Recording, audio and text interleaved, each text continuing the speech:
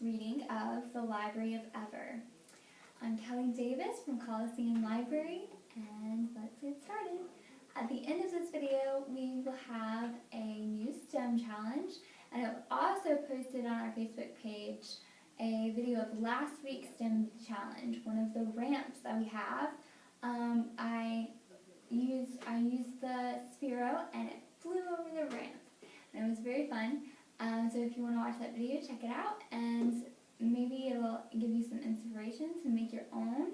And you can still make your own ramp and robot and drive it by Coliseum Library, and we will video us using the Sphero and your creation. Alright, let's get right into it. We're going to be reading chapters 7 and 8 today.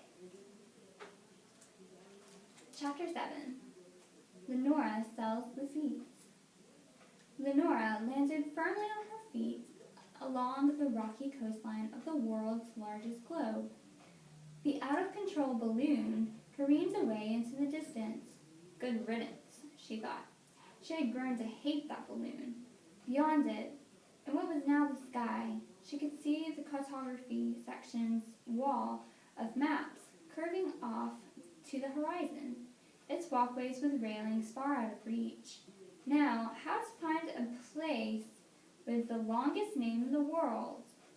Unlike her experience in the calendar section, Lenora had not had the time to read a book on cartography. She was going to have to improvise and think on her feet and rely on her wits and valor. She remembered something that Benedict Fran had said. Some things in Wales have quite long names. Lenora supposed that was as good of a place as any to start. But how could she find Wales? As she stared out at the sea, thinking, she saw letters, large and black, floating on the waves. Atlantic Ocean, they said. She just wished she had some idea where to start. She hurried along the coast as Atlantic Ocean floated off towards the equator. She looked and looked, searching, and then, not far from where the letters Gulf of St. Lawrence floated, she saw something in the water. A thrill went up her spine. "Wow!" she shouted. "A group of whales!" One of the whales turned and surfaced, huge waves leaping up around it. It blew a huge spout of water into the air as it swam towards Lenora. "Excuse me," the whale said huffily, "but we are not a group, we are a pod. It's not the same thing at all." The other whales, all of them perfectly white, swam up beside the first and made a cacophony of high-pitched whistles and squeaks. Lenora could tell she had offended the whales. "I'm sorry," she said, "but do you mind if I ask you a question?" The first whale puffed itself up rather happily and seemed to brighten all over. "Why," said the whale proudly, "a librarian wants to ask me a question. I am quite honored." Lenora was glad she was forgiven. "I would like to know," she said, "how to find whales." "You've found them," said the whale. "We are, in fact, beluga whales." "Oh," said Lenora, "I mean Wales, the place, not whales, the mammal." "Humph," replied the whale, and it blew another spout of water. "I suppose you think that just because I'm a whale, the mammal, that I automatically know the location of Wales, the place." Lenora reddened. Beluga whale seemed easily offended. "I'm sorry," she said. She began to turn away. "Wait," the whale said. It sniffed via blowhole. "As it happens, I have a cousin who once went to vacation off the coast of Wales. This is purely a coincidence, however." "I understand," Lenora said. "Since you are a librarian," the whale continued, "I can only assume your question is of the utmost importance. So, although my pod normally never leaves this estuary, I will make an exception and take you there straight away. Hop on." The whale beckoned with one fin. Lenora climbed aboard, and the pod headed off straight away, with strong wisps of their flutes. The whales cut through the ocean. Lenora staggered a bit until she got her sea legs, then planted herself forward in a comfortable spot behind the whale's adorably bulbous head, her gaze fixed on the horizon as waves parted around her and strong salty scents filled her nostrils. This is so much better than a lemon scene, she thought. You speak excellent English, she remarked to the whale. I didn't know whales could do that. Oh yes, the whale said airily. Beluga whales have been known to mimic your speech. Unlike regular whales, we belugas have exceptional vocal mechanisms. Generally, we use them to play pranks. Interesting, thought Lenora. She added this to her notebook. Beluga whales mimic human speech. Jokes abound. Shortly afterward, a pair of islands came into view. Waves crashed against rocky cliffs covered in green. Letters floated over the islands, Ireland and England. The pod plunged directly between the pair. And then Lenora saw it straight ahead, whales. A pod dropped her off on the coast. Lenora waved as they spouted their goodbyes, swimming away backwards. Good luck, librarian, they cried. May your waters always be filled with salmon. They dove beneath the waves and were gone. What a remarkable creatures, thought Lenora, even if they were a bit arrogant. She searched all over Wales. She found lots of places, grassy hills and ruined castles and green fields and stone fences. Sheep were everywhere, some of them curiously painted with colorful spots. Painted sheep? Why? She scribbled in her notes. But she did not find any names particularly long. She was almost ready to give up and search elsewhere when she came upon an island in the northwest corner of the country. It had a small town with a name so long the letters spilled over into the Irish Sea at both ends. Lionfair, Wilgoofing, Goggery, Chickawitchigum, Drop, William, T. Silogogog. Underneath this was written in parentheses, Leanne Veri, Pool, Gwyn, Gil, Go, Gur, Queern, Job, Oil, Ilalendis, Ilo, Gogo, Gosh. That must be it, Lenora thought, and recorded this in her notebook. Satisfied, she put her notebook under her arm. Time to get back to her desk. She looked up at the cartography section in the sky. Shelves, walkways, walls, and maps were all far away and completely out of reach. And there was no sign of a runaway balloon anywhere. Oh dear, thought Lenora to herself with growing alarm. She was trapped. Chapter 8. Lenora travels the globe. Lenora gazed longingly at the walkway and the sky. On the wall of cartography room behind it, there was a world map. Though the world on it looked nothing like Earth, the walkway had a railing that kept patrons from falling to their deaths. All the thousands of walkways zigzagging everywhere in the cartography room. If she could only reach one of those railings, perhaps she could pull herself off the globe she was trapped on. But all of them looked far beyond her reach as they rotated past. As one walkway came into view, Lenora could see a startled young boy with an ice cream cone gaping down. Up? She wasn't sure at her. No ice cream in the library, snapped Lenora, wagging her finger. Startled, the boy dropped the ice cream and ran away. Lenora sighed. She'd supposed she'd have to clean that up if she could ever get off the globe. If only there was a tall person as Malachi. She snapped her fingers. Of course! She just needed to get to a higher spot. And everyone knows the highest point on Earth is Mount Everest. Maybe she could reach a walkway railing from there. When one of them rotated by, but she was not entirely sure where Mount Everest was. She would just have to look. She ran across England until she found herself at a strip of water, English Canal. It was labeled. She eyed the coast of France on the other side. Lenora took a few steps back up for a running start. With a leap, she was over the channel, almost. At least she didn't get any water above the ankles. France flew by under her feet. Then more of Europe. Her parents were sailing around down there somewhere on the real globe, she supposed.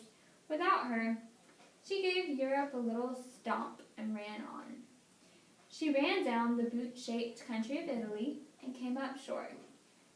Here was the Mediterranean Sea, and it was too much for her to leap over. But there was a rowboat conveniently docked on the nearby island of Sicily. She splashed over. Her shoes were already wet, so it didn't matter, and rowed away. She steered past the Rock of Gibraltar, which she always imagined was just a big rock, but turned out to be a massive limestone fortress covered with monkeys. The north, along the coast of Portugal, with its blue-green waters. She saw mountains here and there, but none of them were Mount Everest. On one of the mountains, she spotted a balloon. It had gotten itself wedged in a rocky outcrop and was fighting desperately to break free. Propellers were whirling, flaps were flapping, and sails were pulling its way, and that in the high mountain wind. Lenora paddled closer. Despite her loathing for the balloon, it could offer an escape from the globe. As she neared the coast, she spotted a dark figure on the other side of the balloon's basket. A young, skinny man wearing a dark black bowler hat and an overcoat that was much too large for him. He had an axe and was chopping away the part of the basket that was stuck in the rocks. "Hey!" shouted Lenora, outraged. "That is library property!" The man glanced in her direction, then gave a final chop, and the balloon soared free over the mountains, back towards Europe and far away from Lenora. The man in the bowler hat hopped over the eastern edge of the mountain and was gone. Lenora rode away furiously, thinking hard about these people in overcoats and black bowler hats. The first had tried to keep that young boy from learning about astrophysics, the second had lied to Benedict Fran, and she and the robot had almost been lost in time and space. The third had deliberately sabotaged the balloon that might have gotten her off this globe. Whoever these people were and why ever they were doing these things, Lenora had no idea, but she was determined to find out. For now, she journeyed onward. The air began to get rather cold as she paddled past Ireland and jagged fjords of Norway. She shivered, realizing the North Pole must be somewhere ahead and the air would only get colder as she approached.